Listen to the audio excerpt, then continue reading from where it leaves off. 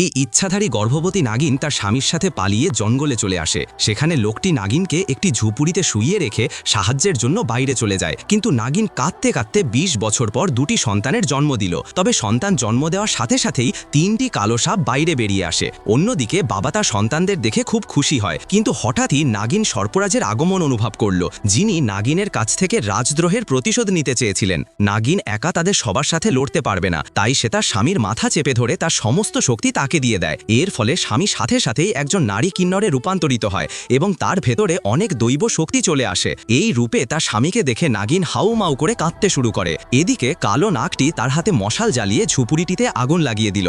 নাগিন যেই বাইরে বেরিয়ে আসে, অমনি কালো নাগগুলি তার কাছ থেকে বাচ্চা ছিনিয়ে নেওয়ার চেষ্টা করতে থাকে। এই কারণে স্বামী সেই দুটি কালো নাগকে মেরে জ্বলন্ত ঘরের ভেতরে বন্ধ করে দিল। কিন্তু সর্পরাজকে নিজের দিকে এগিয়ে আসতে দেখে নাগিন তার স্বামীকে দ্রুত বাচ্চাদের নিয়ে পালিয়ে যেতে বলল। তাই তারা দুজনেই বাচ্চাদের নিয়ে ভিন্ন ভিন্ন দিকে পালিয়ে গেল। কিন্তু সর্পরাজ যখন সেই জায়গায় পৌঁছলেন, তখন তার সঙ্গীদের জ্বলতে দেখে তিনি ক্রুদ্ধ হন।